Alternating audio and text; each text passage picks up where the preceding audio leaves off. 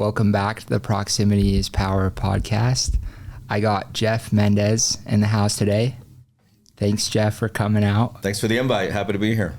I'm really excited. When I was first thinking about making the podcast, I made a list of people and Jeff was in the top 10, so I'm freaking stoked. Was I number 10 or was I in top 5? I'd have to look, but you were for sure up there. Thanks again for coming on. A little bit of bio on Jeff if you haven't heard of him, which is surprising if you haven't, but a little bio on Jeff. He helped take Vivint from 30 million in annual revenue to over 1 billion, and that led to Vivint going public. So that was a big portion of his career there. He's a partner at Vineyard Manufactured Housing Investment Group. Sold. So yeah, they had like hundreds of trailer parks across the whole US, probably even thousands.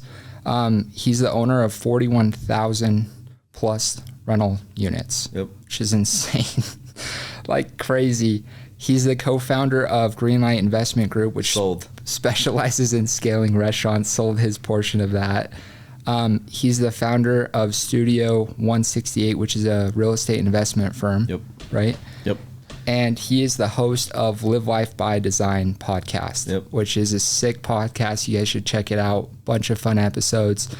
The people he's interviewing are super high quality and you learn a lot in those. So love that. Thanks for coming on, Jeff. Thanks for having me on. Happy to be here.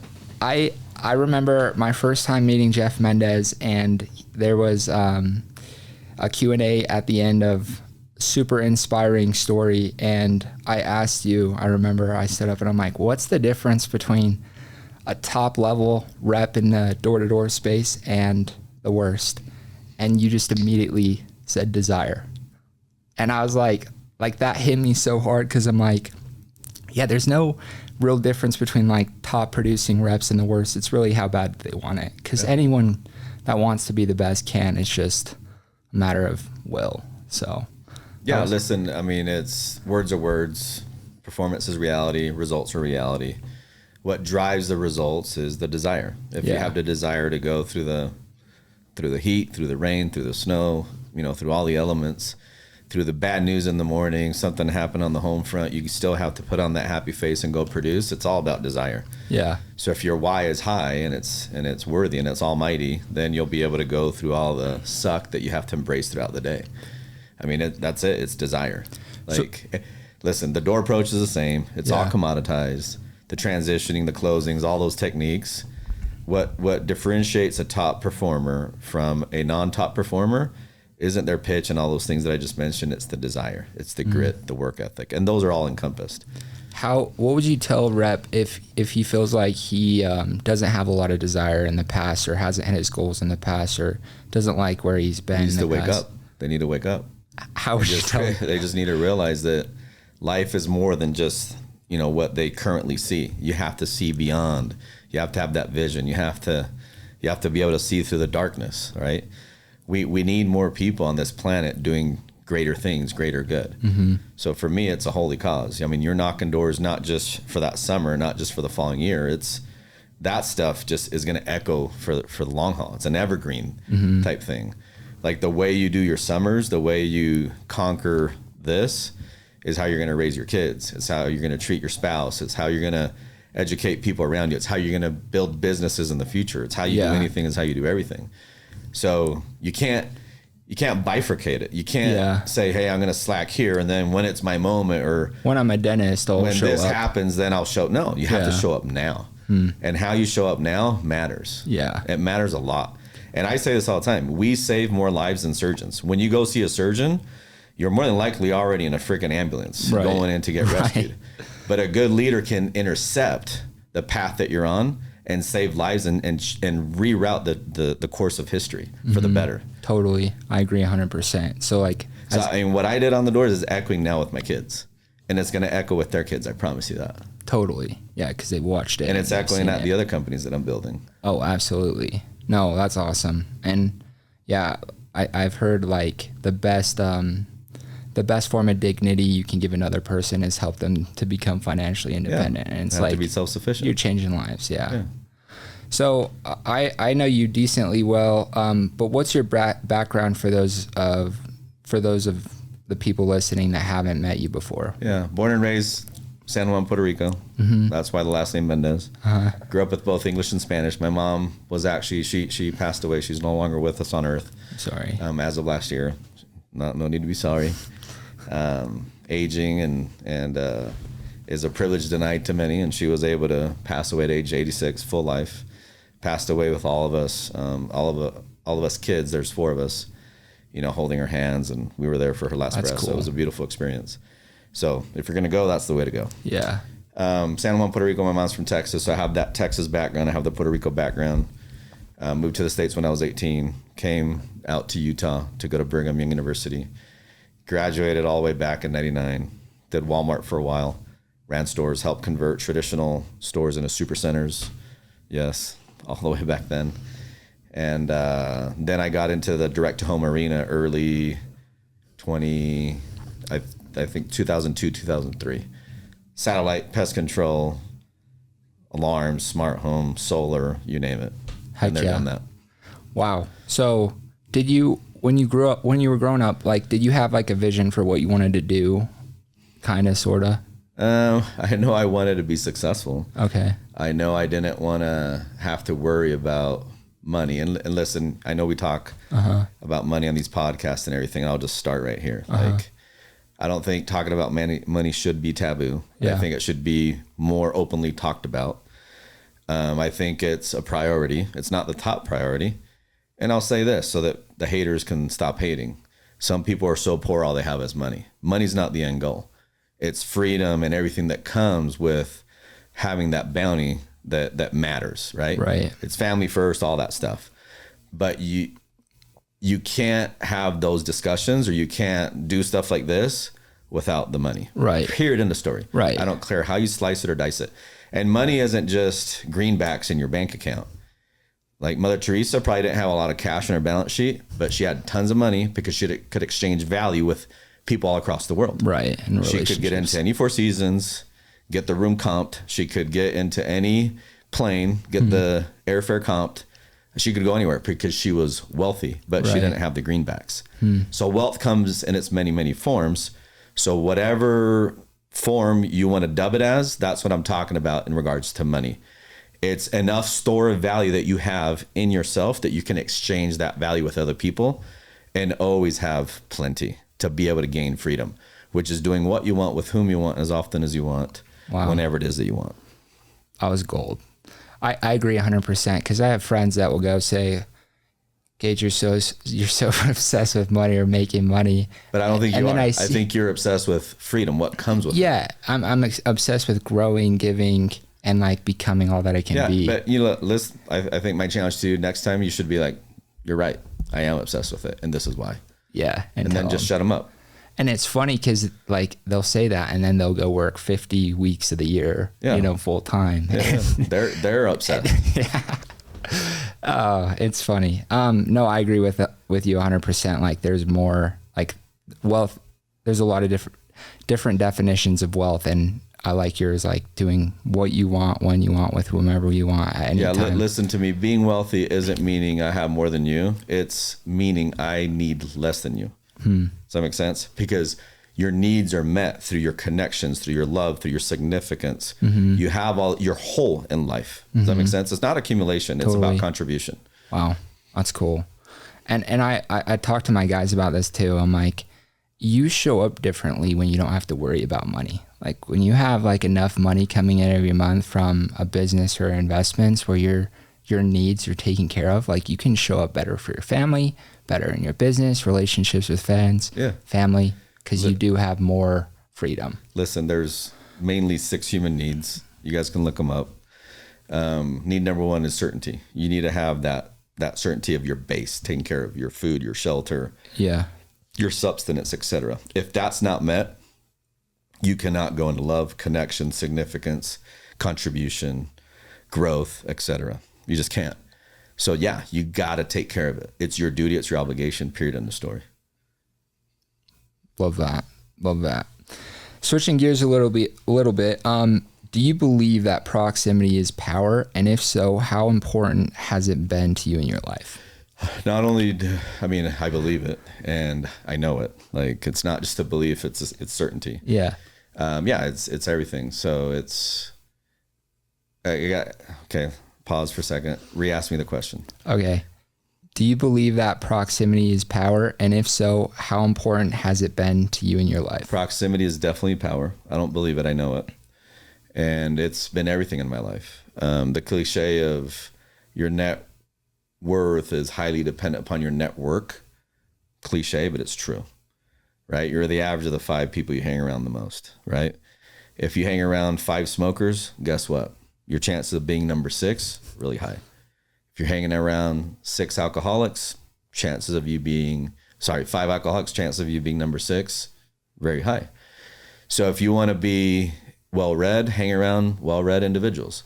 If you want to be an entrepreneur, look for people that are entrepreneurial, right? There is a ton of power in proximity. You want to be in the room where it happens. You want to be in situations where you're always game ready and you can get called in to play the high level games. So proximity is definitely power. You have 2 choices. You can either try to like fit in and be that guy that kind of like squeezes in there, or you can be the guy that's creating so much value that people want to be around you.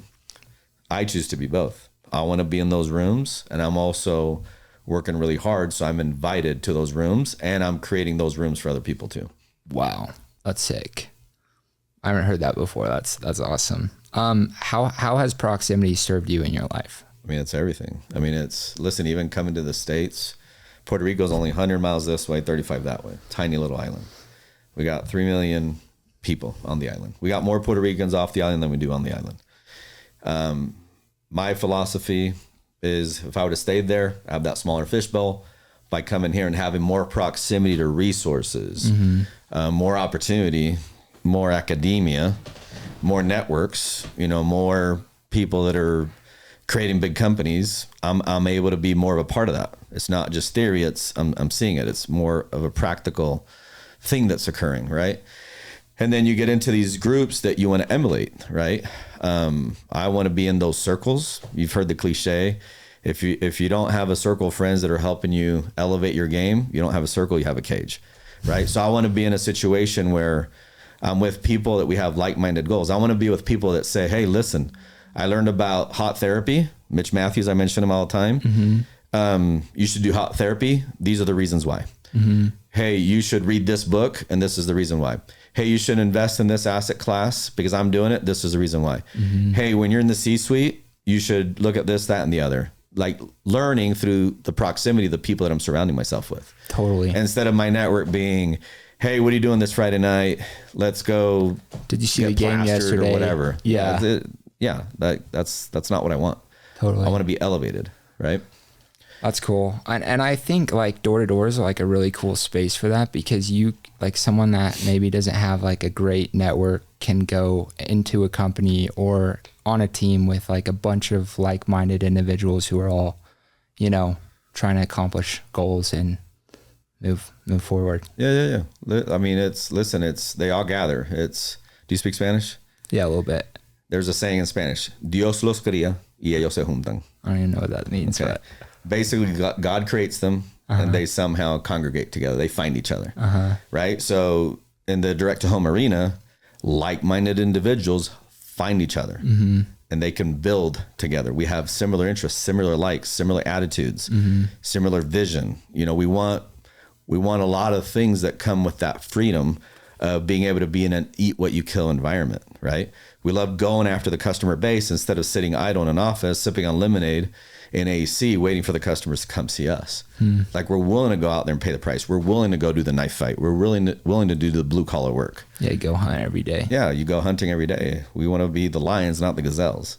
Love that. Who are some of your biggest mentors along the way and why? It depends on the topic. There's a lot of different topics out there. I always mention my dad as my number one mentor. When you talk about integrity, transparency, being even kill at all times, and just a man of honor. It's my dad. And then a lot of mentors, I've never met them in person, you know. I have met some of these guys, John C. Maxwell in leadership. I actually brought him into one of our events at Vivint. Well, that's sick. You know, and he was awesome. And even my kids, as maybe it's this cliche, maybe it's not. I don't know if you've ever had anybody say that, but my kids teach me things that other people can't teach me. Right. And it's that power of proximity. You know, when you're in the boardrooms or whatever, people might be intimidated with your presence because of what that label represents. But your kids, they see the good, the bad, and the ugly. They see every day. There's no hiding. There's no hiding, and there's no there's no awkward. There's no I'm starstruck or anything like that. Right. So my kids will tell me how it is. They'll tell me it raw, and they tell it to me the way I need to hear it. So I've learned a lot from my dad and my kids and my wife, more than from any other person. And then a lot of my mentors are people that I read about in books. That's cool. I'm not a parent yet, but yeah, all the parenting advice I hear is like, be the example, like lead from the front. You can't listen. You can't tell them what to do. You got to show them. You got to show them. You got to do it. And they listen. 90% of parenting is this doing the right thing, because 90% of what's being said isn't being said in parenting. It's what's being shown. Yeah. And I feel like I was definitely shaped by my parents' example. Like my dad, for example, like never once did I ever see him take it like a sick day. Like not once. Like he was always at the office at a certain time, came home at a certain time, like worked his butt off. So I see that. Listen, kids will be led by what you do, not by what you say, more than any other cohort out there of people that you're trying to influence. And I've said this before on different shows, like the scariest hood you ever go through is parenthood. There's not one book that has it right. And every kid is their own universe. So as parents, you got to chill out a little bit and just know that it's supposed to be difficult, but it's extremely rewarding, and you wouldn't exchange that for anything. How has parenting been for you? Like, obviously, like you grew up differently than the way your kids are going to grow up. Like, how have you been able to just raise your kids the right way while still having like different luxuries that you didn't have? Well, if I was to answer that question saying, this is how I did it, and this is how I do it, I'd be doing you a disservice, because I'm still trying to figure it out. And when I think I have it figured out, then I realize I have nothing figured out. But it's tough. First generation makes it, second generation enjoys it, third generation destroys it. So I try to make sure that my kids are all first generation. One of the greatest gifts that my parents could have given me is the gift of grit, of grind, of let's get this freaking thing done. We can figure it out. We're Mendez's, right? We're first generation here. Cool. So I strive, and my wife, we both strive really intently to make sure that we're not taken away from our kids by giving them the things that we never had monetarily or in a material sense. Like the intangibles are really what matter, which is the grit, the blood, the sweat, the tears, the patience, right? Being kind, being forgiving, all those things. So that's what we really focus on. And now, as far as, I've got 5 kids, 3 out of the house, 1 will soon be out of the house. Then I have a 7th grader. My 3 that are out of the house are my 2 boys, and maybe I'm sexist. I don't care. Blame me for whatever you want. Misogynist, whatever. But my 2 boys, independent. Cut them off. Awesome. My daughter and I and my wife, we own a business together. Cool. So I've actually put quite a bit of capital into that business, helping her out, getting her going. My boys, I'm a little bit more like, let's go. Yeah. I gave them the boot. Like, you're on your own. That's cool. But yeah, it's cool to watch all 3 of my kids be very entrepreneurial. And the way I define being an entrepreneur today, it's you're a salesperson. That's what being an entrepreneur is. So if you think about it, you got sell yourself every day, that you can make something happen out of really nothing, really like low resources or no resources, nothing. And you're basically selling yourself and your ideas and your company and your value creation to other people. Right. So it's been really cool, to see my boys in that arena. And then my daughter, she owns a skincare studio. Heck yeah. In Salt Lake City. Nice. And just cool to watch her accounting, sales, marketing, media, customer service, retention, reoccurring revenue, profit, loss, all that stuff. Learn so much. Yeah, listen, that's better. She's also going to school, so she's getting a better education by doing it herself. Wow. Than she is reading it out of textbooks in college. Wow, that's really cool. Yeah, I know Todd Peterson talks about all the time, like the best blessing he ever got was his dad and parents cutting him off, dropping him off. Gotta cut him off. That's true love. I'm telling you, that is true love, because you're giving them the opportunity to be self-sustaining. Yeah. And to figure it out on their own. I mean, if we weren't like that as parents, you would be walked by your mom and your dad's hands today. Yeah. They allowed you to fall. They allowed you to trip. Right. Get up. Do it again. Do it again. Do it again. Mm-hmm. But we forget that when our kids become teenagers, adolescents, and then young adults. You got to let them fall. That's love. Mm-hmm. Being unloving is, no, baby, stop walking. I'll carry you until you're 12. Right. That's not love. Right. Right. So you got to let them fall. Like, they have to have that gift. Mm-hmm. They have to learn how to embrace the suck. So your two boys, like, you're like, hey, 18, you're out of here. Or like, what did you do? Listen, I don't think it's like an absolute. It's like 18, you're out of here. Right. You just kind of know. Yeah. You as a parent, you're like, okay, you need a gap year. Yeah. Every kid's different. Yeah. You need a gap year. I'll help you out with this, that, and the other. Yeah. Hey, I'll help you out with joining the club soccer team so you can still have that piece. Mm-hmm. I know it's expensive. I'll pay for your travel, uniforms, everything else is on you. Mm-hmm. And then you start cutting them off. Hey, car insurance, you're off. Mm-hmm. Cell phone, you're off. Rent, you're off. Yeah. You can time it. And then at a certain point, you'll be like, hey, you've graduated from mom and dad, this book of life. Yeah. You're on your own. I'm always here to help, but I should be your last resort because I want you to be your first resort. That's cool. I want you to grit it out. Don't just call me. I don't want you to go the easy route. Right. I don't want you to phone a friend. Right. Go freaking make it happen. Go figure it out. Yeah, you have to. And honestly, like my first summer, I was like so close to quitting. And I called my dad. I'm like, Dad, I'm like 2-3 weeks in, sitting on a curb. You know how it is. I was like, Dad, I think I'm coming home. He's like, what home? Like you're not. But that's love. If you quit, like you're not staying here. And it was like the most, like, it was like the best thing ever, because I'm like, well, shit, it's like I got to figure this out then, like burn the boats, you know. And my dad also always I promise you, as a dad, that ain't easy what your dad did. That takes love, that takes discipline, that takes leadership, and that takes foresight. Yeah. Look at how look at you today. Right. What would have happened if Daddy would have been like, oh, come on home, son, I got you. I would have been screwed. Yeah, you're toast. Yeah. So very, very so wise. Yeah. Crazy. Yeah, it's crazy to think about what would have happened if I would have come home. But listen though, man, like I'm sure for you,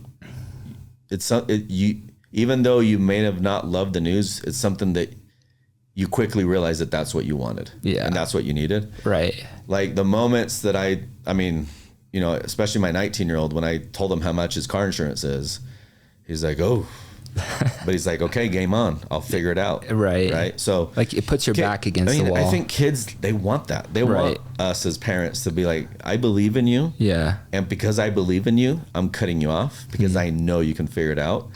And I'm giving you the opportunity to go figure it out like I had to figure it out. I don't want to take that away from you. That's cool. I mean, when my wife came here, she's from Argentina, didn't speak the language, didn't speak English. Wow. I mean, she knew how to read here and there English, came to BYU. Wow. Somehow. Yeah. And then, I mean, she would, she needed glasses because she couldn't see the whiteboard. She found them in Lost and Found. Really? Oh, nobody claimed these. I'm going to use these even though it's not my prescription. That way I can read the board. Wow. Worked at the cafeteria at the school, just grinding, hustled. Whatever it took. Wow. And now she's, crushing 35 books out in the wild and doing some crazy stuff with her career. That's so cool. Yeah. But it's, again, if she would have had that easy road, there's no way she could have dealt with all the complexities of life the way in which she has. Because it forges you. Yeah. Listen, innovation comes via constraint. Yeah. Satisfied needs don't motivate. Yeah. If everything is handed to you on a silver platter, you're going to be a fat and happy, comfort zone, loser. Right. Period in the story. But by getting out of your comfort zone and getting kicked in the butt, like you're going to go figure things out. Right. It's a great gift. You have constraint, and through constraint comes innovation, disruption, and birth of a lot of beautiful things. Yeah, it's interesting because like growing up, you hate the like all the hard stuff they're putting you through, but that adversity, yeah, makes you who you are. And like Alex talks about it, like if you want to teach your son something, like grit, tenacity, perseverance, like you have to put them through a bunch of hard to like build the muscle. My dad's favorite like quote he'd tell us all the time is like, "I would never deprive you of the opportunity of figuring it out or doing it yourself." And I'm like, I hate hearing that, but it was really good. Yeah. What are some of your biggest failures and how did you overcome them? Man, I get asked that question quite a bit. I don't even know how to answer it. I mean, what I always say is I have failure amnesia. And this is how I'm going to answer it. I think people thinking they shouldn't have any problems is the problem. The minute you realize that these problems are actually for you, not to you, then they become blessings. As cliche as it might sound. So I don't really see failure as failure. I just see it as part of the journey. Yeah. Stepping stone. And I just embrace it. Like even, we've talked a little bit about the doors and stuff. I would have a shadow on me, somebody getting trained, I'm doing all the talking, whatever. And then, we'll leave a door, go to the next one. On the way to the next door, the guy that's being trained is like, "Mendez, did that guy not just piss you off? Did he not like rattle you?" I'm like, "What are you talking about?" "Dude, he dropped 4 F-bombs on you." I'm like, "He did?"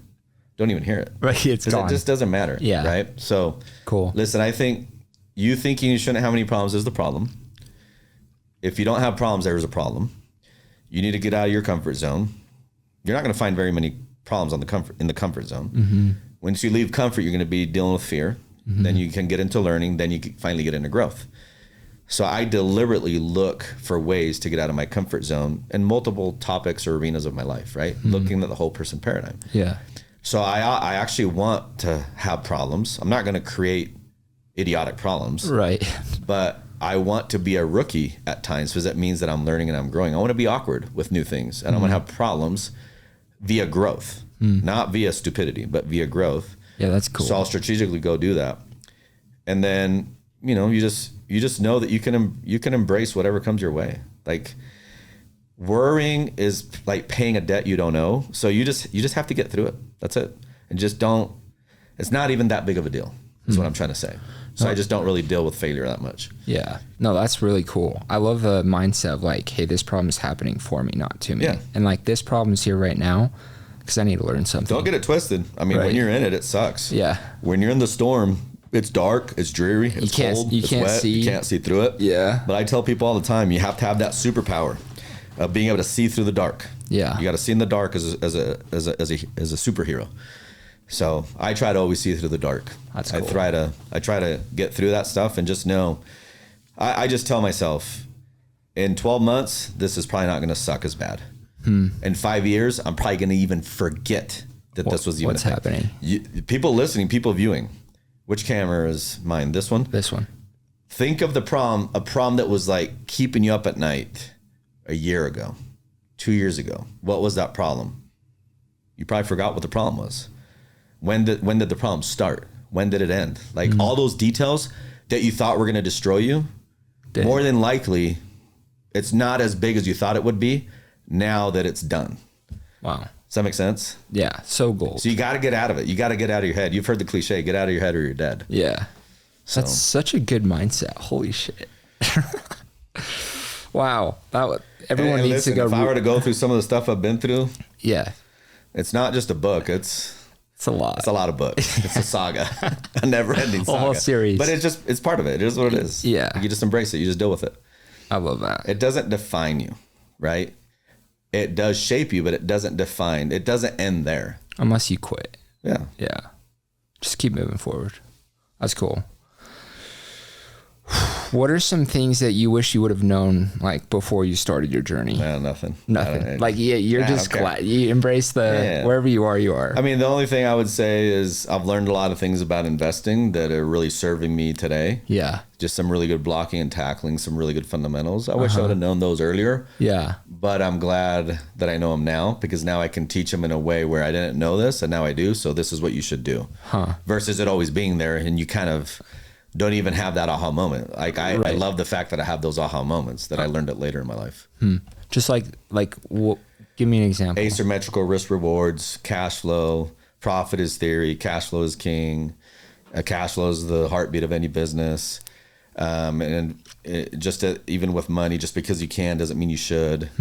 Invest in something. Well, or just even buying stuff. Oh, yeah. Just because I have cash on my balance sheet doesn't mean I can go buy this Rolex or that Gucci or whatever. Yeah, you should. And just, for me, I'm a big advocate, massive advocate of real estate. For me, the old cliche of don't wait to buy real estate and wait. Mm-hmm. The best investment on earth is earth. They're not making more of it. And especially with today's affordable housing crisis, I'm very passionate with just making sure that we provide housing for a lot of people in this country. Yeah. That's affordable, that's safe, awesome. that's secure, that's sustainable. Real estate's the best. I love real estate. It's so fun. And I'm a novice compared to you, but I love it. Let's see. What are some of your favorite habits that you have right now, or habits that have helped shape who you are? Habits that help shape who I am. So listen, there's different categories of habits. Yeah. I think one of my favorite habits is thinking a lot before I speak and not taking myself too seriously and not taking other people too seriously. And then I think the habit of just not being offended by what people think or what people say or what people do. Yeah. It's not about me. It's about them. It's a reflection of how they're feeling, whatever they went through, their interpretation of life, and in the habit of me not necessarily always wanting people to react a certain way. When I was younger, I used to be like, well, why don't they see this? Or why don't they act this specific way? And I'm like, once I learned the habit of, hey, that's their life. They're in control of that. I'm in control of me. Focus on me. Don't take things too seriously. Move on. I think that's one. The other one is reading a book a week, staying really learned. So I read at least 52 a year. My habit is I have to end my book by Sunday, but Sunday I have to start a new one. Like you're on, like I every have week. to start a new one on Sunday. Wow. So even if I have, 200 pages left, I have to finish it that Sunday because I have to, by design, start another one on that Sunday. That's awesome. So it's a game. It's gamified.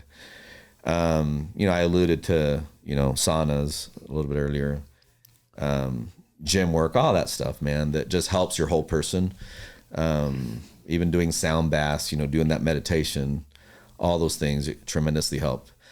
The other thing that I would say is, and a lot of viewers, are keen to this, but the whole Sunday planning, building your week before the week occurs, putting it on mind and paper, architectural design and blueprint, so you know exactly ahead of time what Monday's going to look like, Tuesday, Wednesday, Thursday, Friday, Saturday, Sunday. That way you tell all 168 hours what needs to happen. Life is happening for you, not to you. You're the designer of your life. And if you don't design your life, somebody else is doing the design work and you're just a pawn in their game. Right. So those are the habits that I would probably puppeteer. Tell you, yeah. So basically, like, just figuring out what roles you have in life and putting the big rocks first, pretty much. Yeah. And just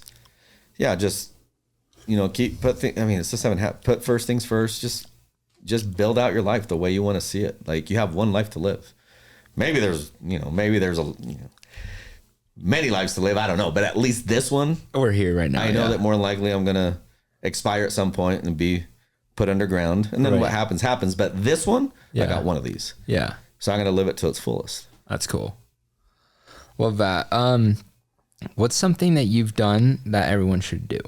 What's something that I've done that everybody should do? Yeah. What's something that I've done that everybody should do? Knock doors. Seriously. Yeah. That's probably the answer you wanted.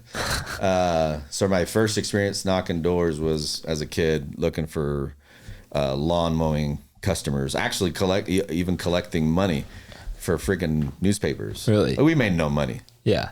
I'd have to hand out newspapers and then they'd make me go collect, and I only made money on my collections and a lot of non-payers. Like, there were a lot of non-payers, but I learned the art of knocking doors back then at age like 13, 14, knocking doors, selling newspapers and collecting the newspaper bills and invoices in Puerto Rico, and then finding customers where I would mow their lawns. And then the mission in Panama, 2 years of that. The toughest thing to sell is your belief system.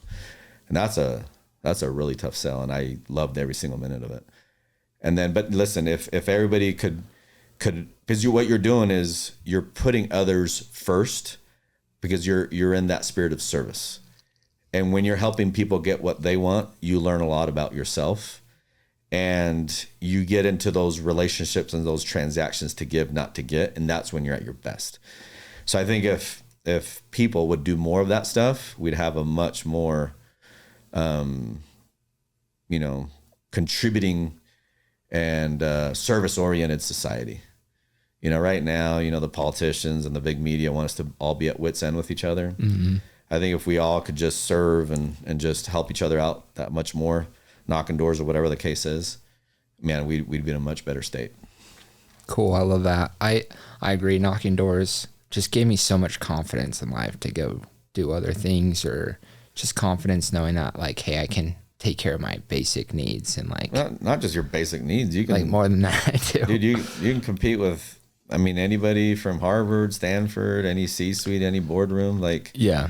Again, business, it's transfer of energy, conviction, certainty from you to somebody else, and that sells. Business is sales, whether you want to accept it or not. Yeah. Everything is sales. Being a dad is sales. Go to bed. No, I said go to bed. And you got to negotiate with your kids. They're better sales people than we are. Yeah. But everything is sales. Being a teacher sells. Being a doctor sells. Like, being a doctor, hey, take your prescription medicine. This is why. These are the consequences if you don't. Should be your nutrition program, so forth and so on. Like, everything is sales. And the purest form of selling is direct to the consumer. In person. Going and creating a customer. Before you knock on that door, they were cooking. They were watching a soap opera. They were yelling at each other, whatever the case was. And then you got to go in, neutralize that situation, have them leave that element in which they were in and come into your world in a very, like, elegant fashion, so that you can create value for them. Yeah.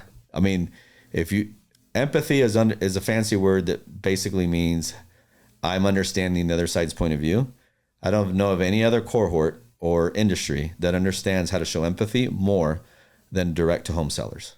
Because listen, one door, they could be a taxi cab driver. The next door, they could be a CEO for an S&P. Right. The next door, an attorney. Next door, general. Next door, a gangbanger. And you just have to be able to work with everyone from where they're at. Yeah, you have to show empathy with each person and understand where they're coming from. Yeah. Speak their language. Right. Mirror them. See what motivates them. See what gets them to engage with you. Right. And then have them come in and trust you. When people like you, they'll talk to you, but if they trust you, they'll do business with you. So it's getting them to like and trust you in a matter of seconds. Yeah, it's crazy. Yeah, it's beautiful. It's like seeing somebody like be completely pissed off when you knock their door and they open it, to like being your best friend. 5 minutes later, yeah, exactly, and giving you their credit card. It's like, what the freak just happened? And like, if we all had cameras at some of our experiences, it's like, it's mind blowing. What can happen? I'll tell you this story. So I can't give a lot of detail, but I'll give enough detail for the story to make sense. But I'm with one of these companies I used to work with, and we're meeting with the powers that be at one of the big tech firms. So think of the company that produced Alexa. That's the firm. Yeah. And they wanted us to collaborate and work with them, et cetera. So we're going over our go-to-market strategy. They understand that, or they know the fact that we go direct to home. So I'm in there training all these, business elites, with their spreadsheets and their little laptops and everything. And then they're all taking notes. They wanted all the details. And like, okay, they're asking me, okay, Mr. Mendez, we're gathered in the suite in Vegas. How is it that you go to the customer and engage with them? How do you do that? Well, I go up to the door, knock on the door, they answer, I ring the doorbell, they come, we're talking to them. They're like, whoa, you went too fast. Like, start over again, please. Go ahead. Okay, so I knock the door. I get, whoa, how do you do that? They're like, are you serious? I put my hand in a fist and I go towards the door and I hit it like so. Whoa, wait. How does that work? And then what do you say? And how do you know which person to talk to? And how do you know what to say and when to say? And all these questions. Just foreign to them. Like, it was just foreign to them. And to their credit, they show me all their little pivot tables and all their Excels and everything. I'm like, and algorithms. I'm like, I don't know what that is either. Yeah. But what I'm saying is, a lot of folks that think that this direct to home stuff, this door-to-door stuff is trivial or beneath you. You got it twisted. There's companies, there's people that pay billions and billions and billions of dollars for that talent base, for that skill set. Don't get it twisted. And I've been to some seminars at some of the most elite institutions in academia. And, you know, I've heard them say, I wish I had what you have, which is being able to wow a crowd, capture hearts and minds, show conviction, show confidence, your ability to public speak, your ability to get your point across and get others to jump on board with you. Buy in. It's crazy. It really is. And I think people don't realize that. Yeah. It's and you often listen, when you're in it, it's really tough to see it. Yeah. But once you leave it, once you're on the outside and you realize all the skills that you've developed and that you've acquired and all the tribulation, I go like this because it's hard if you want it to be hard. Yeah. But it's worth its weight in gold and in Bitcoin. And real estate. It's worth a lot in real estate. Yeah. And you don't even realize it. So keep going. Wow. And don't quit. Because it's going to pay you dividends into perpetuity. Wow. Gold. Go rewind the last 10 minutes. That was fire. No, I agree 100%. And I've seen, you know, I've been in it 8 years now. 8 years. It's crazy. How old are you? I'm 25. Yeah, you're lethal. I just turned 26. Yeah, you're lethal. Yeah. Like it's crazy. You're dangerous in a good way. Yeah. Right? I always say in life you have to be dangerous. Yeah. Like, people gotta watch for you, and it's a good thing. It's an accolade. No, it's fun, and I see what you're saying. Think of what other you said 25, 26. 26. Think of what other 26-year-olds are doing. I mean, some of you guys watching, you guys aren't doing anything. Yeah. So get in the game, make it happen. Yeah, that's the thing is people think like, oh, like I'm married, I have 2 kids. I can't go knock doors. Like I can't leave my salary. And you had a whole family when you started in the industry. So when I was in the industry before I got to my first summer, and that's a different podcast. Uh-huh. But I was 31 when I did my first summer in 2008. That's crazy. I had 4 kids at the time. Wow. 4 big Ys. Plus my wife, 5 big Ys. You plus my last smashed it. name, 6 Ys. Plus Puerto Rico, 7 Ys. Love that. Plus my high school principal that said I would never amount to anything when she handed me my diploma I almost didn't get in high school. Holy. 8 Ys. Got to prove her wrong. Sometimes your Ys have to be your enemies. Right. Love her to death. She was my inspiration. Right. But that statement was my enemy. I needed to prove my enemy wrong. Wow. So I'm glad she said that to me. That's cool that you like recognize the opportunity, like even like at that point in your life. Yeah. Listen, what was happening in 08 was the perfect storm. Yeah. Massive economic crisis. You know, the housing market went kaput. You know, if housing goes kaput, everything else is done. Right. You know, when housing sneezes, everybody else already has pneumonia. So it was actually the perfect storm to be able to recruit guys my age at the time, 31, attorneys, ex-professional baseball players, football players, etc. Really? Because it's like, oh, that shut down. Okay, I'll go knock doors. I'll go make it happen. And really, it was the easiest time to recruit. There was chaos in the market. Wow. So you got to embrace the chaos. Anybody can dominate. You know this. Anybody can dominate in business spring and business summer, and when things are nice and rosy and there's unicorns dancing around everywhere. Right. You know, when it's tough, when it's cold outside, and when it looks dark, and when things are collapsing and there's fires burning around you, that's when leaders are really needed, and that's where all the opportunity is. Because most people run away, you run into it, man. Right. Like that buffalo in the storm. You know? Gladiator. Yeah. You got to make it happen. And I saw the opportunity. Some people thought I was crazy, and when people told me I was crazy, I knew I was doing the right thing. Yeah, because you were in like a Kush, like 6-figure. Kush, 6-figure. I'm not going to do anything. No, more than that. More than that. Yeah. Wow. Company car, title, office, the whole 9. Everything. Peace out. I'm going to go do this. I'm going to rebuild. Because I know that I have to rebuild this thing up so I can have sustainability. Wow. Yeah. And you... It's the path less traveled. And you did, and you grew exponentially. Yeah. Crazy.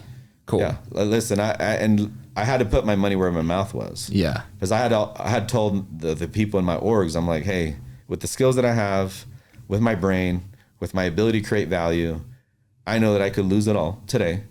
And in a matter of a year, maybe 2 at the most, I can rebuild what I currently have. So for me, I was like, this is actually going to be fun. I'm actually going to be able to do some get damage. out of my comfort zone Yeah. and go do this and rebuild. And, Wow. you know, it worked. And here we are. Yeah, it did. Understatement. What advice do you have for like a rookie sales rep? Like, what's your best advice? I have a lot of different. I'm sure you do. And I'm sure it'll change tomorrow, next week, whatever. It's however I'm feeling. But I would look at the long-term play. You've heard the cliche, you know, you underestimate 5 years, you overestimate year one. If you only do 1 year, you're selling yourself short. Year one, year two is your investment year. You're going to get better and better over time. So you might as well get an ROI on those first couple years. Make a 5-year minimum decision so it can compound. Make sure that you're on the right vehicle that makes sense for you. Just because it makes sense for Tony doesn't mean that it makes sense for Ricky or Susie. So find a place that fits you. Make sure that you are with a company that's properly capitalized and that you feel really good about, you know, selling whatever it is that they're selling. And ask yourself, hey, would my mom be proud to work here as well alongside with me? And then I would just say, give it your all. Give it more than your all. Give it 120 every single day. Have a holy cause that's so holy that when people give you those F-bombs, you can't even hear them. They don't even enter your nervous system. Doesn't bother you at all. And just believe in you. And if you believe in you, other people believe in you. And treat the job with honor, and it'll give you honor back. That's what I would say. Wow. Gold. What advice do you have for like a manager or leader? That's your duty. It's your fiduciary. It's your care. Be that leader that you would love to be led by. Don't be a manager, be a leader. Be more about the doing than the talking. Keep your commitments, be consistent, and also be a long-term player. And don't just be a fair weather guy. Like anybody can lead when the sun is out. I want you to lead when the storm is here, when we're in the eye of the storm.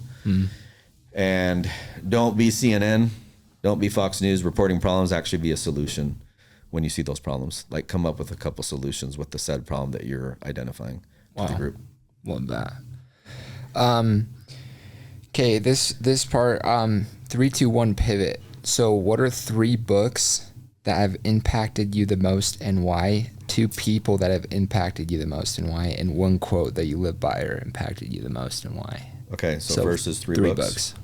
Any topic? Yeah. As a Man Thinketh, Psychology of Money, 21 Irrefutable Laws of Leadership. I'm going to give you more.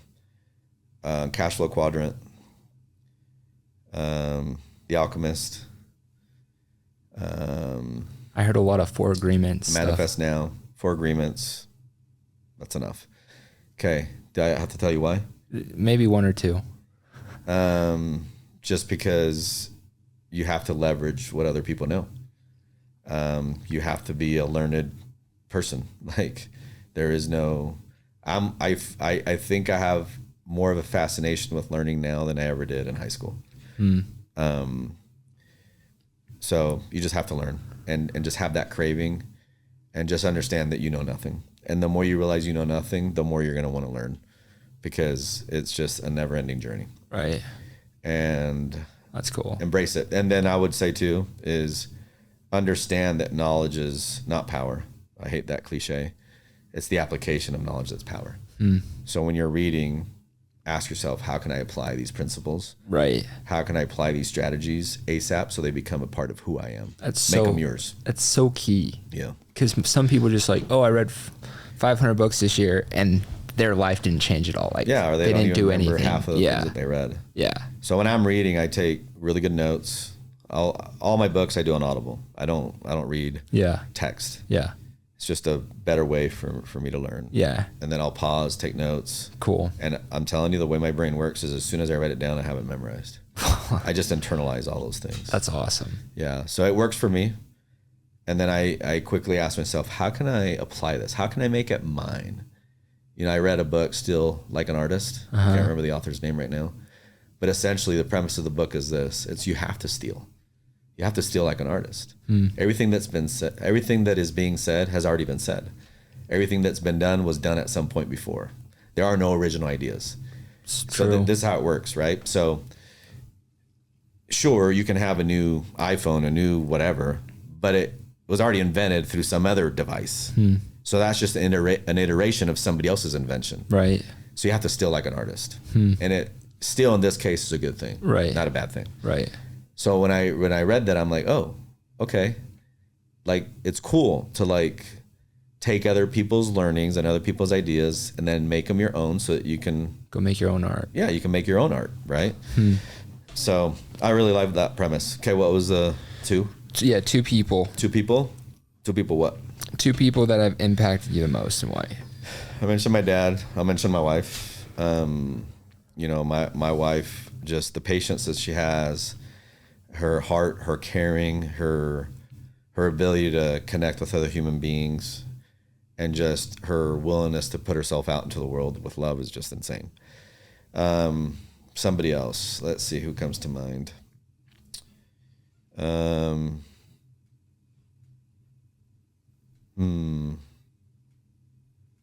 I'd probably give me some help. Like what? Let's say career wise. Career wise? I mean, there's a lot in my career. I would say, you know, TP's name's been mentioned a lot, so not to be repetitive, but I'll mention his name. You know, when you talk about IQ, intelligence quotient, when you talk about EQ and emotional quotient, just the ability to connect with other human beings, one of the most brilliant humans I've met that understands the power of EQ is that guy, Todd Peterson.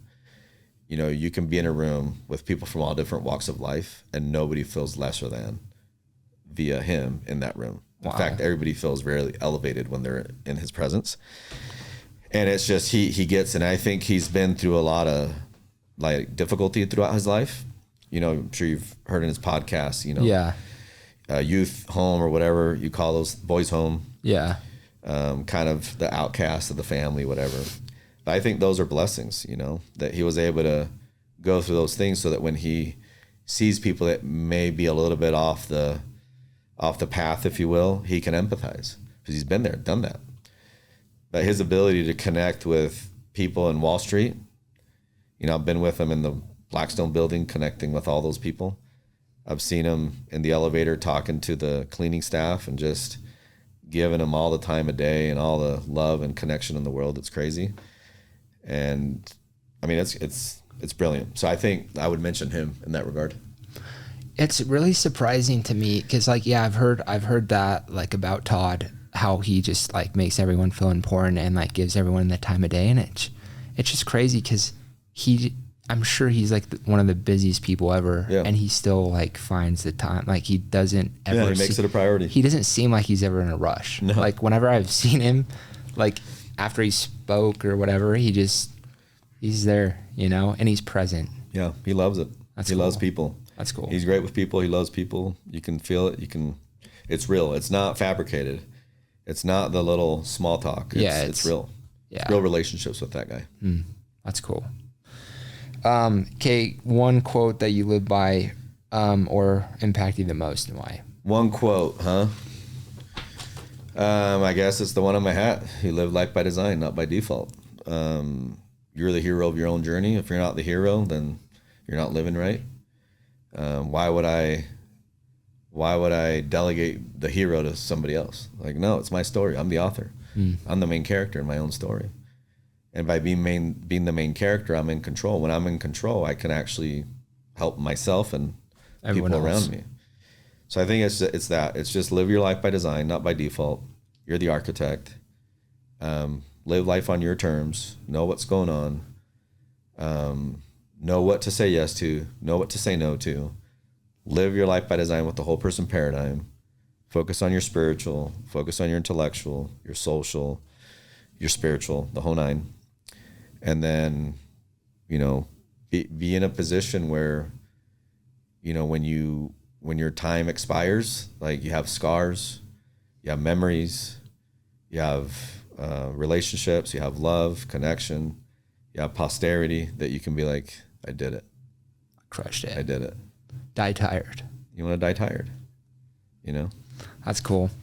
Yeah, what comes to mind too is like, I feel like a lot of people, probably the majority even, like kind of have this victim mentality of like things have happened to them and that's why their life is the way it is. Yeah, it's well me. It's the Eeyore effect. Yeah. Have you seen like Winnie the Pooh, Eeyore? Not really, but he's kind of negative. Yeah. It's like always a cloud over his head, me. And the thing is, people get significance. They get validation by being Eeyore. Right.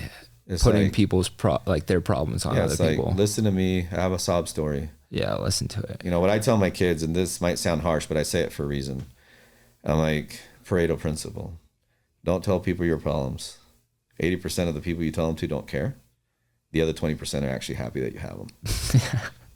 And obviously that's hyperbole. Right. But I say it's like, just do you. Live. Life is a gift. Life is a blessing. You just won a lottery.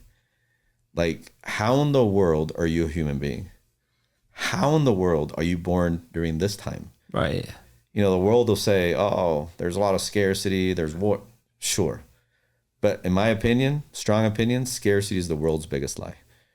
I think our life is full of abundance if we open up our eyes and open up our heart and see what's really available today that has never been available in the past. If I have a question on anything at all, I have an abundance of information. YouTube. Not just YouTube. Yeah, everything. It's everything. Right. I can find out anything in seconds, okay? If I want to learn how to public speak, if I want to learn how to draw, if I want to learn how to play a guitar, I don't have to go hire. The coach is right here on my phone. Yeah, it's crazy. Right? Listen, the way I can travel now, like all the options of airfare and ships and all these other opportunities and places to stay. I'm not just confined to the hotel chains anymore. I have VRBO, I have Airbnbs, I have all these, options now. Yeah. That just didn't exist. There's just so much more opportunity to travel, to learn, to collaborate. I have friends in Dubai. I have friends in Japan. In 2007, I couldn't do that. I mean, I could, but not as elegantly as today. Right. That's just... And on your phone. That was yesterday. Yeah. But look at what I can do today. Right. And dude, I don't know if this happens to you, but sometimes I'll be, I know this person for a year and then I see them in person and then they say to me, oh, I'm glad we finally met in person or met face to face. I'm like, this is the first time because it's so real virtually. Right. That it's almost one and the same. Almost. I'm not saying right. It's the same. But it's the same, but it's crazy at how beautiful things are if you focus on the beauty. Listen, whatever you tune into, that's what you turn into. So if you tune into a life of scarcity and fear, doubt and worry and victimhood, that's who you will be. But if you tune into a life of abundance, opportunity, beauty, blessings, heroism, that's what you'll be. It's whatever you tune into, whatever radio station you want to tune into, that's what you turn into. Wow. That's cool. I feel like, it's like people that, like things that are given to us for free, like we don't really put value on. But there's so much things that are given to us for free that like are so valuable. Yeah. And like, if you actually just think about it, like you just mentioned all the things, it is crazy. Like the world we live in and the opportunity we have. The life that you want to live is hidden in between the lines of the work you're not willing to do. If you're willing to do the work, you will have the life that you want to live. Period. End of story. Wow. It's there. It's just you have to admit that you're lazy and that you're allowing yourself to get in the way. You're not in my way. Right. People in my circle are not in my way. I'm in my way. You got to get out of your own way. Wow. And make it happen for you. And if everything was guaranteed that you wanted, it wouldn't be fun. But it is guaranteed in a way. It's just, like if you put in the work, like I'm just telling you, if you did an exercise that said, what would I do if I knew beyond a shadow of a doubt that I'm guaranteed to succeed, guaranteed to win, what would I do? If you do that exercise and you do the work, you will realize that you're guaranteed to win if you're willing to do the work. This is easy. I know that, and you can talk, you have a pest control company, right? What's the name of your company? Mamba Marketing. Mamba, okay. Yeah. So I talk about Kobe Bryant all the time. Yeah. And I'll do all these trainings and seminars, whatever, and I'll bring up different, everybody will list different heroes that are public figures that people would recognize. Mm-hmm.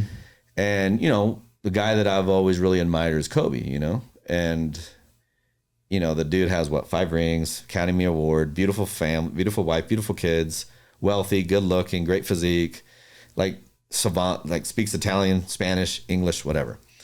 So now I would ask the group, hey, if Kobe was with us today, rest in power, if he was with us today, how many of us would love to be in his shoes with all the things I just mentioned? Right. What do you think happens with the hands? Everyone.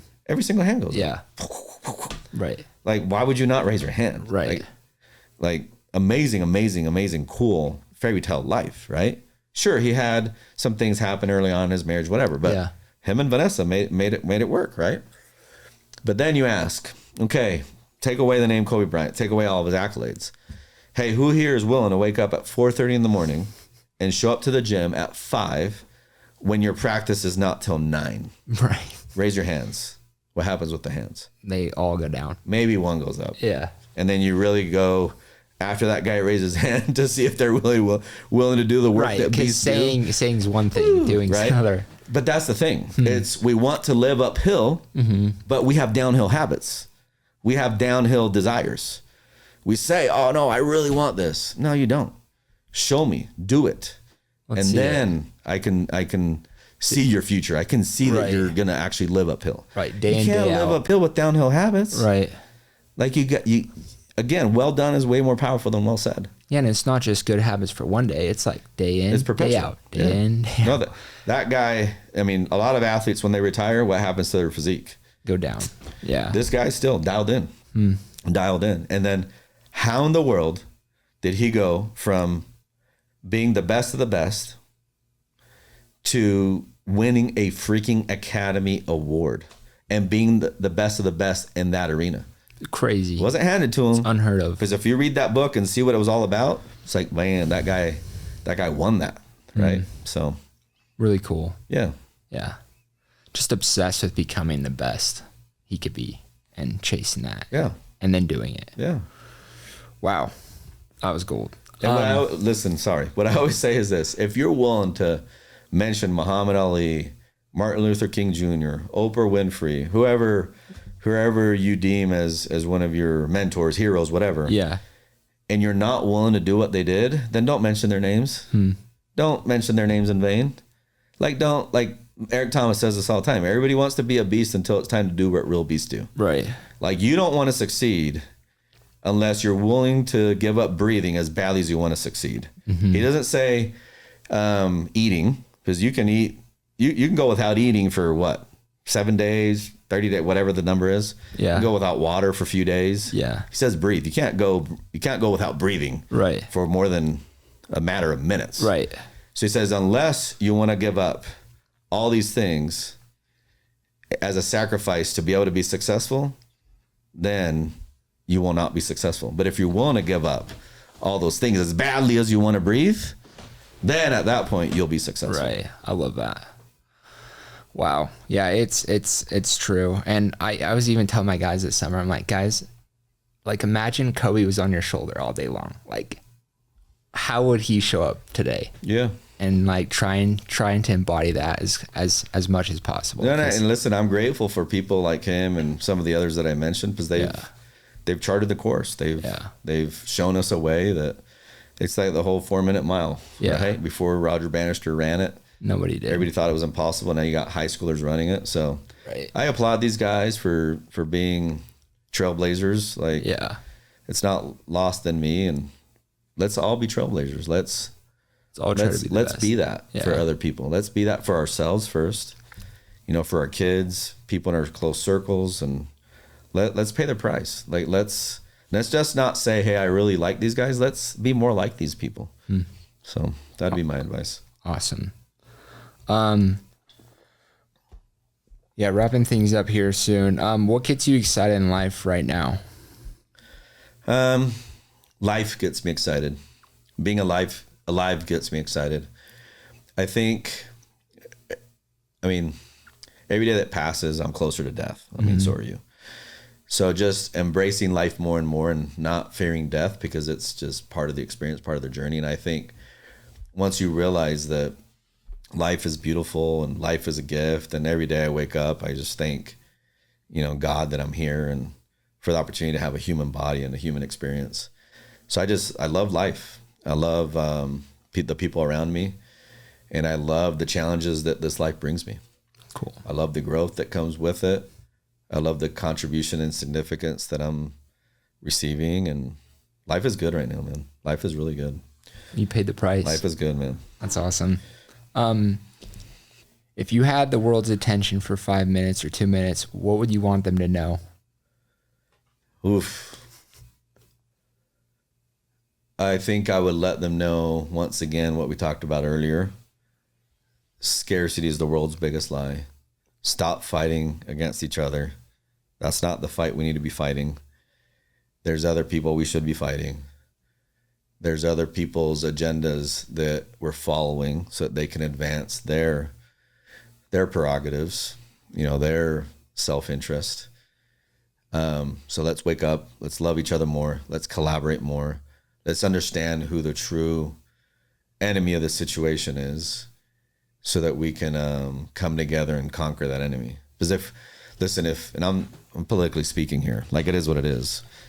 I think both sides have major issues, if there are two sides, right? Mm-hmm.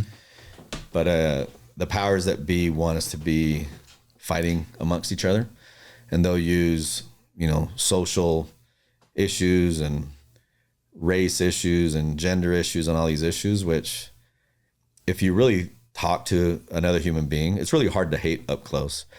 So if you talk to somebody that has a different race, different gender identity, whatever, different social construct, what do you think they want?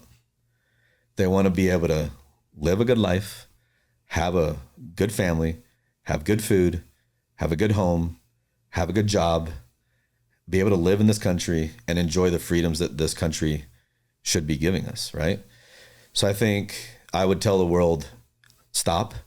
It's not between you and me. It's not between you and me.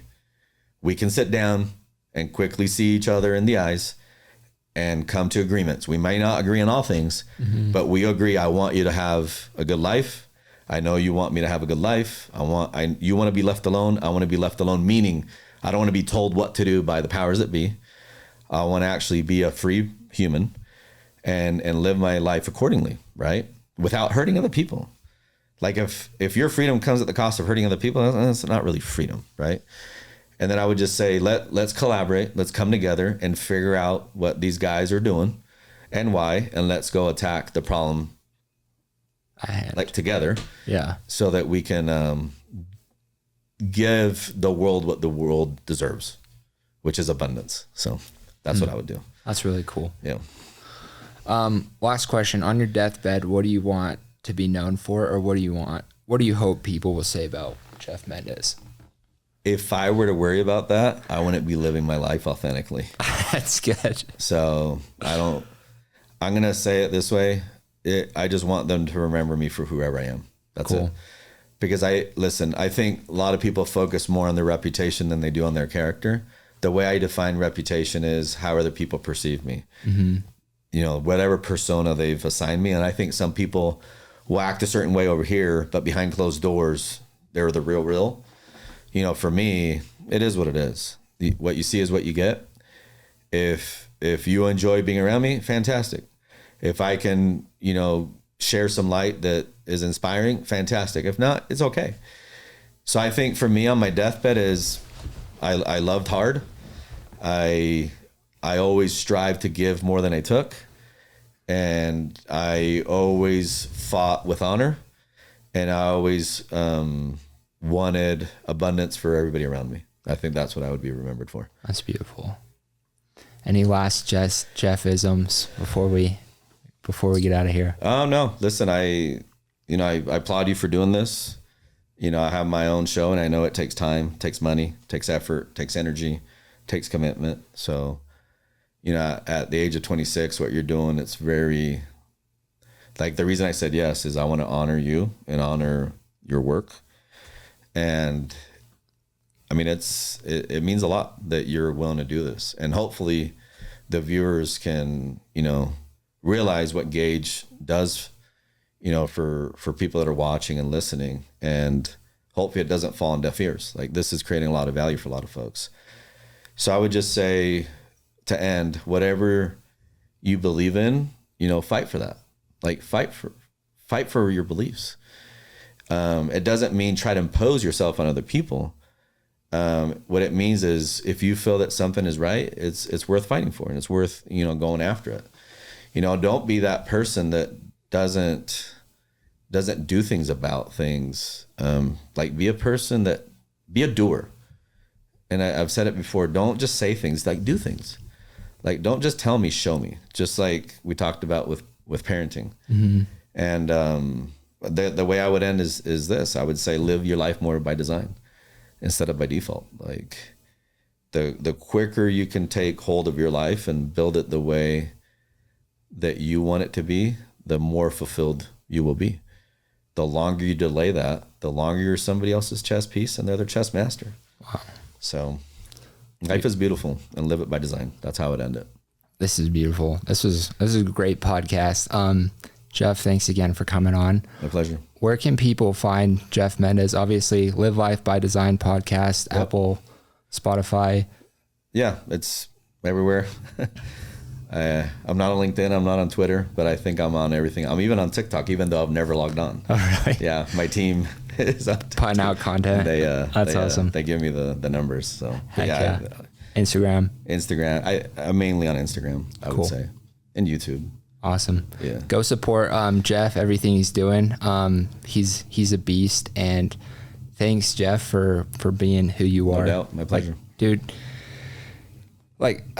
man, there's just few key people in my life that I really, really respect and look up to, and you've always been that, and I just strive to be like you. I appreciate that.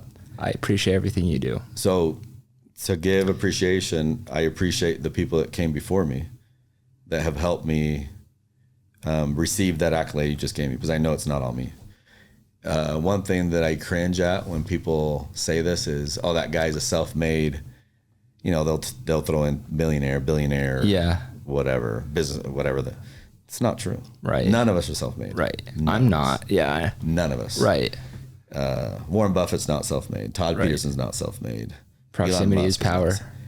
We all do it together with other human beings.